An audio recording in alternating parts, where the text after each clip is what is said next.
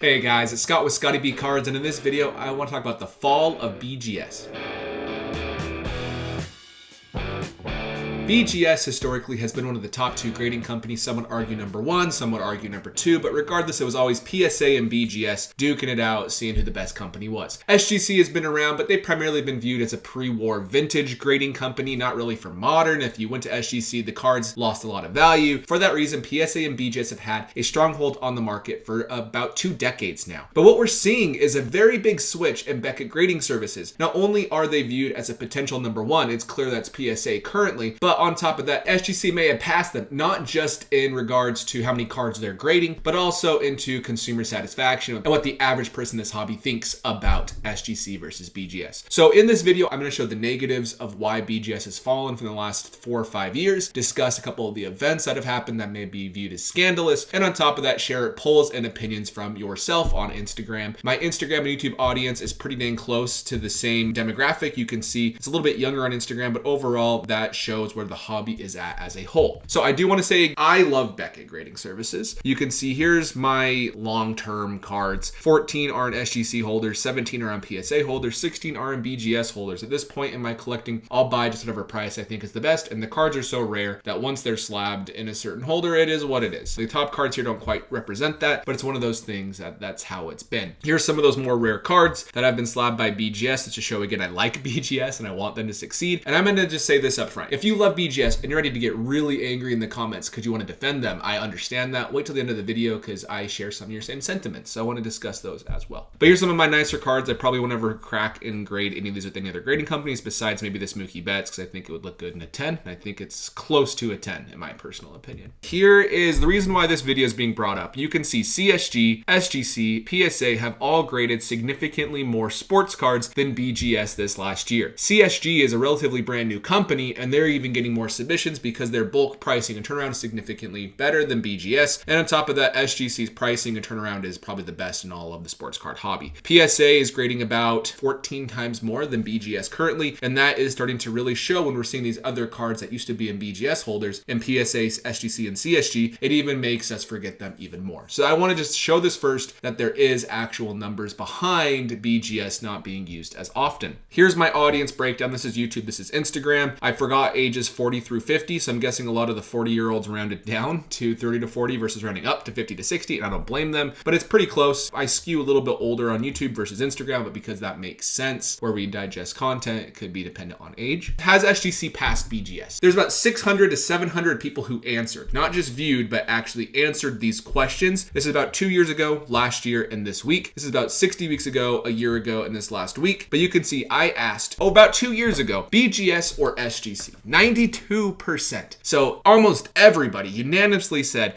BGS is better than SGC. I pick BGS. And then I said, which do you prefer? About a year later, and they said 66. So still the pretty good majority said we like BGS more than SGC. This last week, I asked that same question. 54% said SGC and 46% said BGS. This is a huge, huge issue for BGS. They may not be viewed as the number 2 grading company moving forward, and I'll show that in the next slide as well. Now let's talk about gem mint grades. A BGS 9.5 is considered gem mint, an SGC 10, a PSA 10, and a CSG 10 are considered gem mint. So BGS 9.5 is viewed as the same grade as those grading companies' 10s. A BGS 10 is its whole different grade above a gem mint grade. So I want to describe that. But which would you rather have, a BGS 9.5 or an SGC 10? 60 weeks ago, 75% said BGS, while 48 weeks ago, 60% said BGS. So they're still picking the BGS 9.5, but we see a huge swing towards SGC. SGC 10 actually has 54% of the vote, which if you'd have asked me 60 weeks ago if SGC 10 would ever be viewed as a better grade by the majority of the hobby, I would have said no. That doesn't make any sense because BGS is one of the best. But we're seeing that. And this is a sentiment I've seen not just on Instagram, but on YouTube, on blowout forums. And I think a lot of it comes from people like me making YouTube content or Instagram content, really praising, talking about SGC. They're doing so good. But that's because SGC gives us something good to talk about. And that's part of the issue, right? Is SGC's doing things things that are able to be discussed, that are good. They're at least sharing information with their audience that BGS isn't quite doing through social media and through other types of media and mediums. So let's discuss that in a moment. But who is currently the second best grading company? People said SGC at 56%. Who will be the second best grading company in 5 years, assuming PSA is number one? 65% said SGC and 4% said CSG. So about 70% believe that BGS will not be the number 2 grading company. And then I asked, which grade do you trust the most? PSA 10, SGC 10, BGS 9.5, and CSG 10. And it looks like only 16% picked the BGS 9.5, with a large majority going to a PSA 10. So that's pretty tough for BGS to swallow and try to overcome.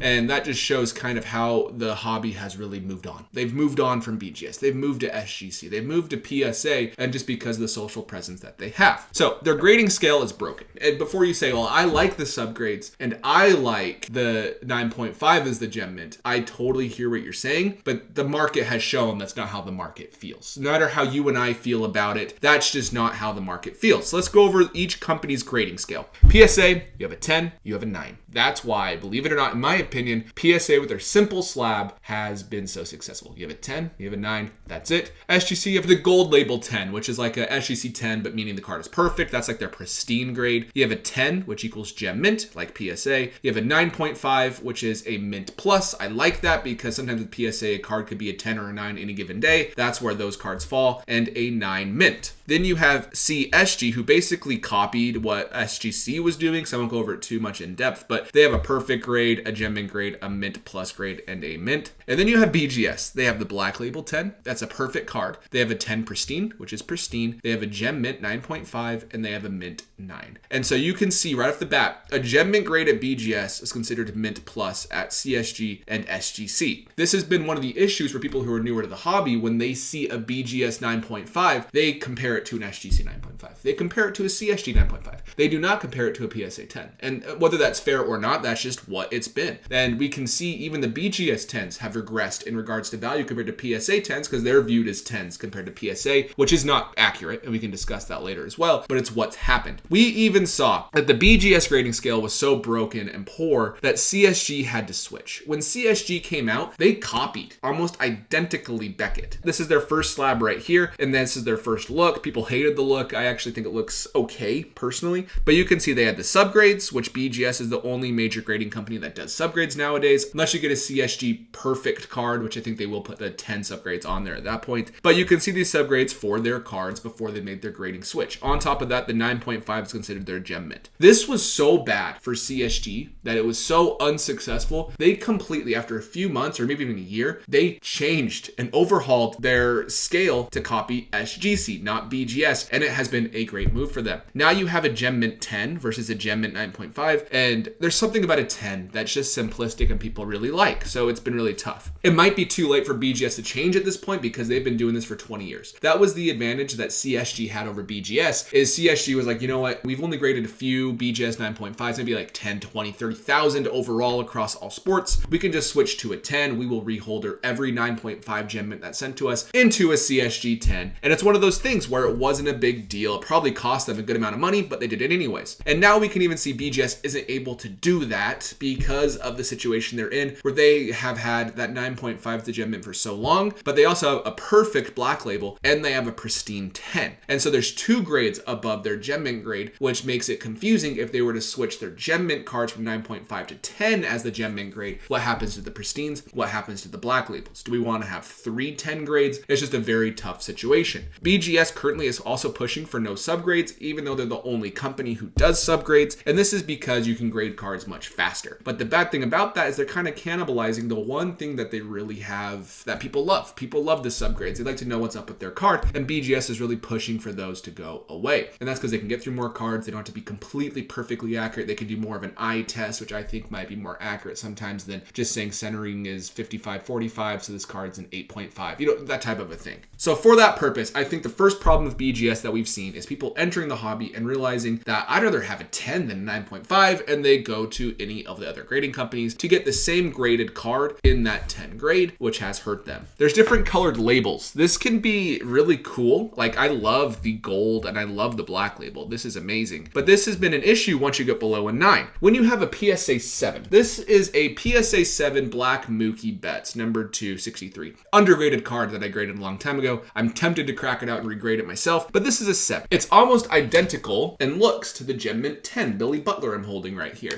That's one of those things where there's not much difference. It looks the same, but with BGS, you really get this ugly flip below an 8.5 grade, and that has hurt lower graded modern cards because people don't like the look. While with PSA and SGC, the flip has remained the same, and people like that consistency throughout their entire collection of having the same colored slabs. And again, I can hear people in the comments saying, I love the different colors, and I agree with you. I think they're great. I think having black, gold, and silver would be good. I'm just saying put silver across the board. Get rid of this ugly white paper with the diagonal Beckett. No one likes it. I don't know anybody who says, man, I like that. And it's one of those things where that has hurt them as well, in my eyes. On top of that, BGS has found themselves not really having an era where people submit cards. SGC and PSA historically were really heavy into vintage, and PSA has been in modern for a long, long time, while SGC has not been in modern and ultra modern. PSA and BGS have been the modern and ultra modern go-tos, but now we're seeing SGC and PSA get more and more and more and more of the ultra modern and modern. So not only are they not winning in vintage, they're not winning in modern, and they're not winning in ultra modern. And this has been a killing point for them, because people don't send modern cards to BGS anymore because the resale value is not there and the grading costs are basically the same to go somewhere else. Even if it takes a little bit longer to get the card back, your ROI is significantly higher by going with PSA. And as of right now, unfortunately for BGS, SGC as well.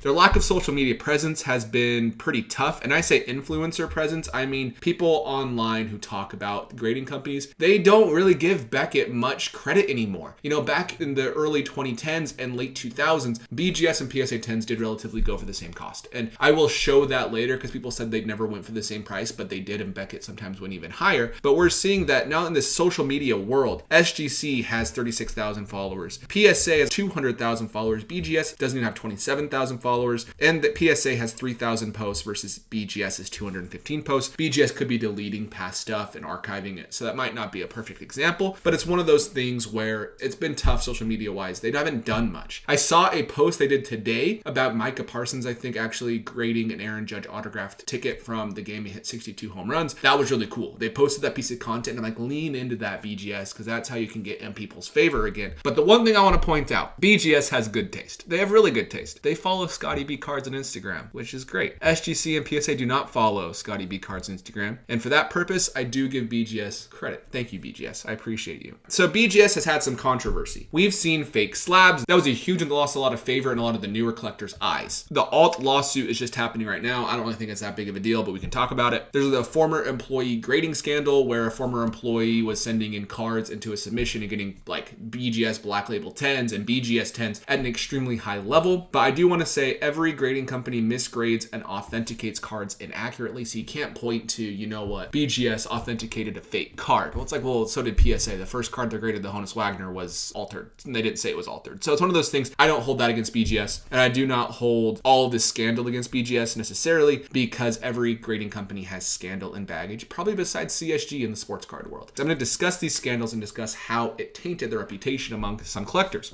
So we had the fake slab scandal. Here is when it first happened. It was 2020, right at the peak of the hobby. This is actually in November. And he said, apologies have posted elsewhere, but saw this on Twitter today. A nearly identical knockoff of a BGS slab, which BGS acknowledged in the comments. Unbelievable the extent some people go to avoid getting a job. I would just say unbelievable the extent some people go to faking a card. But you can see this is the exact same certification number, exact same grade, same card itself, same subgrades. And you'll notice that the fonts are different. The slabs look slightly different, but it's one of those things where BGS, another problem I have is they're inconsistent with their fonts. Like there's times where the slab looks completely different. If you look at the actual numerical spacing, if you look at like how much ink was put onto the 9 versus the 5, it's inconsistent. And so that wouldn't be a big red flag for me. It really wouldn't. The only way this was found out is someone who was, I think, selling cards received 2 of the exact same card from 2 different people. This was over, I believe, in Taiwan, and it just shows that this was going on for a while and we didn't realize it. And so we can even see right here, here's an example of the way the fonts look slightly different, but it has the same certification. I was freaked out. This made me think, holy crap, are all of my cards fake? And this was for me a turning point where I thought maybe I should go for some PSA and SGC graded cards. It legitimately was, and I think that was for a lot of people as well. And I remember going through each and every card, and all the fonts were slightly different. Again, all the spacing was slightly different. The inside the sleeves looked a little bit different. On top of that, the plastics, if you hold them next to each other, the actual case had a slightly different hue to it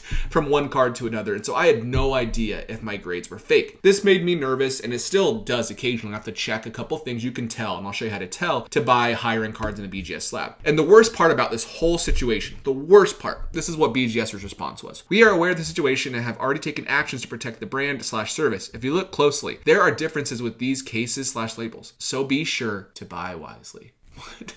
They didn't say which was the correct one. They didn't say what those differences were. All they said is, if you want to buy our cards, figure it out if it's accurate or not. We aren't going to tell you. And I think that pissed a lot of people off. It's one of those situations where I saw this, I'm like, how is that your response? And it's never a good thing when your comment to like ratio is like this. That usually means that you're probably getting blown up in the comments. I do want to point out how you can tell if it's a fake slab. The very first thing is you'll see around the edge, this label, this is completely cut. It doesn't have perforated edges, which it normally does in a BGS slab. And on top of that, you'll see at the bottom, there's no patent dot number. There's a dot right there if it's an authentic slab, and there's not on the fake slabs. If it doesn't have that patent number, if it's an autograph, because the thicker cards don't have that, it's almost 100% authentic. So if you want to check, that's how you can tell. These were sold through Probe Scene. They were sold in major auction houses. And this is basically the actual brand Card Porn on Instagram. One of their very first things they did was this fake slab scandal and broke that out. And I think that really propelled them to being one of the bigger watchdogs, you could say, on Instagram. But if you look it up now, if you look fake BGS slabs up, the most recent tweet is from August of this last year. And before that, July of this last year. No one talks about it anymore. It's one of those things in this hobby in particular. People can do bad things or scandalous things, and it just kind of gets forgotten about. It's kind of what's always happened in the sports card world, or just the world in general with new news always popping up. But I don't know what BGS did to correct this, but apparently it's not an issue anymore because I haven't heard anything about it at all since this scandal broke. And the people who were counterfeiting either caught, I don't know, or they just made the counterfeits better. We don't ever know what happened. Also, this happened just barely, and this is an interesting slab change debacle. They had these at either the National or another major card show. They showed these. Like, these were the cards they were presenting to people. So they had these at their booth. And you can see they made the silver across all of the brand again, which is good. But these look like a BGS knockoff. And on top of that, they lost the inner sleeve, which I think is one of the big things BGS has as an advantage over their competition. But you can see the Walking Dead saga, those back pages. He's been on Twitter for a long time. These are the new BGS slabs, no joke. And BGS responded and says, this is not the new Beckett slab. And he responded, then what's with the huge poster size images of these slabs on your corporate booth? Heck, the avatar you're using here matches the one on the new flip, which it does. That Beckett matches this Beckett, and it still does. On top of that, you can see on their website, if you go to Beckett Grading, you'll see this on their website. So you can see they are actually transitioning into that new logo, but they haven't shown the same lack of inner sleeve. And you can see even at the National, here's the exact card that the photo was taken of, that Michael Jordan. And so they were really promoting these, and they got a lot of negative backlash from audience. Maybe it was just a test to see people thought, like legitimately, or maybe it's they wanted to introduce this at the National, excited, and then everybody hated it. I don't know which it is, but either way, that's not the new design currently, but there's probably gonna be a new design coming, which I think could be a good thing in the long run. Either way, this was just an example of how BGS has been operating. It just kind of feels like they're throwing a dart at a dartboard and hoping something sticks.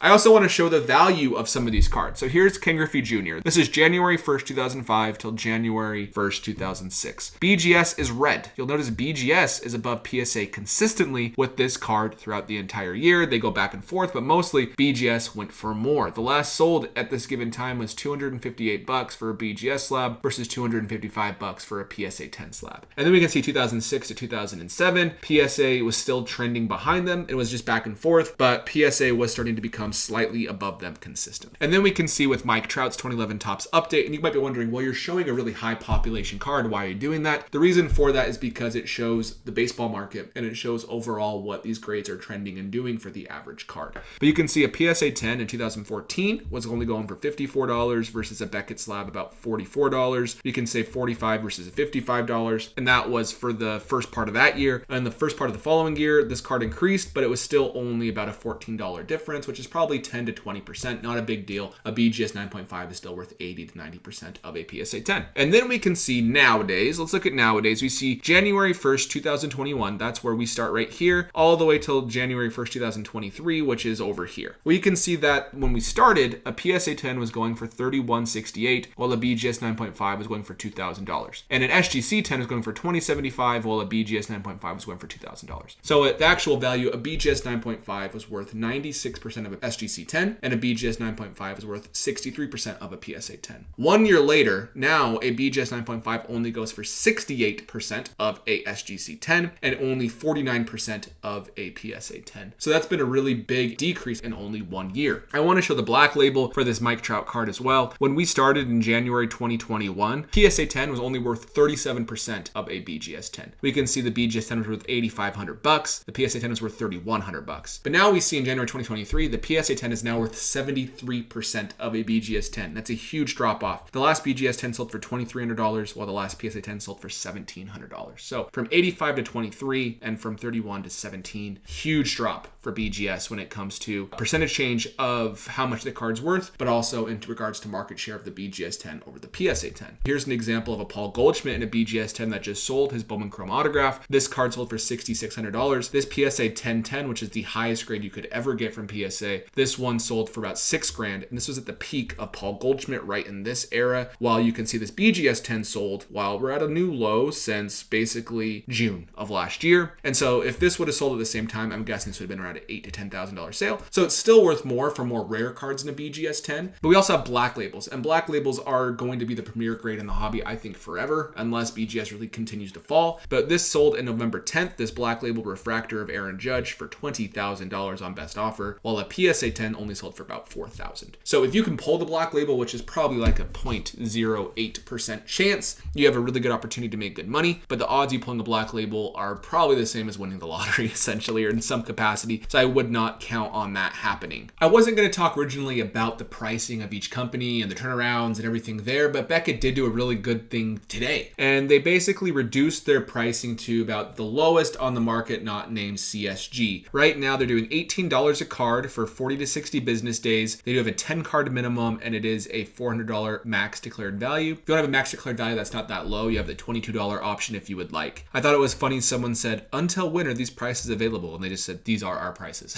I thought that was funny for some reason. But basically, PSA always has collector specials, which is where that confusion came from. But this is their long-term pricing at $16 a card. If you want to go without subgrades, I recommend paying the $2 extra because it helps resale value if you go that route. If you look at CSG, they're at $12 a card for 20 days, which is actually pretty amazing. SGC is at $18 a card, but you need to have the 50 card minimum. With CSG, you have to have a 25 card minimum. And with PSA, you have to buy their pass, essentially, for the Collectors Club membership, which is going to cost $100 a year. And then you get access to the $19 a card. So PSA is now the most expensive. Plus, it's kind of behind a paywall, so you have to pay for that. But overall, BGS essentially has the best pricing, not named CSG, but not necessarily the best turnaround times. That is, again, at CSG. It's just one of those things where they're still behind BGS by a pretty wide margin, according to what people think on Instagram, on YouTube, and so forth. So either way, this is a really great development. This is what we'd like to see. Keep putting cheaper prices out there. And actually, there's a few cards I'm going to send to BGS that I wasn't planning on until I saw this today. So nothing high end, but a few lower end cards I think would look better in a BGS slab versus a PSA slab. So pretty great news that we just barely saw come out. This former employee grading scandal, I don't know if it's true. The guy might just be really good at identifying a good grade because he worked there. So I did not dive into this very deep. There's other people you can read about online if you want to. I don't want to accuse this happening because I didn't see it with my own two eyes. I just never saw it. So I'm not going to worry about that myself in this current video, but but there's more on there if you want to hear about it. In regards to the Alt lawsuit, I'll talk about that really fast because again, that's been really trending. You probably heard about it. But basically, Alt purchased a Stephen Curry 2009 Topps Chrome Gold refractor, I believe, for like $135,000 or $150,000. And they decided, you know what, in 2023, they probably saw the brand trending down, PSA going up. A PSA 9 might be pretty close to a BGS 9.5 at this point. They cracked it out and sent it to PSA. So they cracked it out themselves, put it into a card saver one, sent it to PSA. PSA then determined it was trimmed. And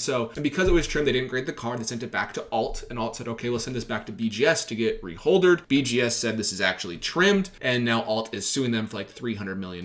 The problem with this lawsuit, which is why I don't think it'll win, I'm not a lawyer, so I don't know for sure, but other people have speculated the same, is Alt cracked out the case themselves. We don't know if Alt trimmed the card. I'm not accusing Alt of trimming the card at all, but that's going to be the reason why Beckett's like, hey, you broke our guarantee when you cracked that out of the case. Like, the guarantee's gone. We can't guarantee it's authentic or the grade when you cracked it out. They could have damaged it when they cracked it out and then trimmed the card for all we know. I'm not saying that's the case, but that could be what happened for Beckett's argument. So that's a lawsuit that's happening that's just putting bad light on BGS that they probably graded an altered card. But again, a lot of these companies grade altered cards. I think it's getting a lot better, but it does happen. So let's talk about two things real quick. Do I think BGS can bounce back? 100%. I totally think they can. As of right now, they're trending down and they need to correct the ship soon because it's not looking good for them, but they 100% could bounce back. This hobby has a tendency to change and view things differently very quickly. We can see BGS or SGC from 2 years ago, 92% said BGS again, and now that's like 56% in favor of SGC. That was 2 years. It only didn't take long. 2 years in the grand scheme of things is so short for a company. BGS can totally turn it around. What I'm saying here, SGC went from 0 to hero in 2 years, and I think SGC is doing a great job, not bashing them, but it's one of those things where they went from literally 0 to hero in the hobby's eyes. BGS has the brand, they have the facility, they have the resources, they have the talent, they have everything they really need to break out of this slump that they're in, if we want to look at it as a slump in baseball terms where they're just hitting a low batting average. But I think that they can do it. I like BGS and I do want them to succeed. And I think there's a path for them to do that. They just need to start doing it. I also think there's a world where BGS faces irrelevancy and CSG even passes them. I think that's also plausible. So we'll see what happens. So how would I, if they made me CEO of the company, how would I try to do this? The very first thing is I would listen to your audience more. SGC does that really well. PSA kind of does that. But it's one of those things, listen to what your audience has to say and try to implement those things into your service. I would consider a grading scale overhaul. I would try to make the new Gem Mint a 10 and not a 9.5. BGS 10s already carry so much weight. I know that it would devalue the regular BGS 10s, but it's one of those things where it would increase a lot of your cards. Having a BGS 10 versus a PSA 10 versus SGC 10, it does make a difference whether we want to agree with that or not. I would also standardize the flip below that silver level. I'd have the black, I'd have the gold, I would have the silver, and then I would have everything below silver as well. I believe that's already happening. I would make everything so much more consistent on slab color, the font, everything. Make it feel better. Make it not feel cheap. I think they do a good job of being the most high-end brand when it comes to protecting the card. I love that about BGS. That's why I have a lot of my higher-end cards in those. But it's just sometimes they aren't consistent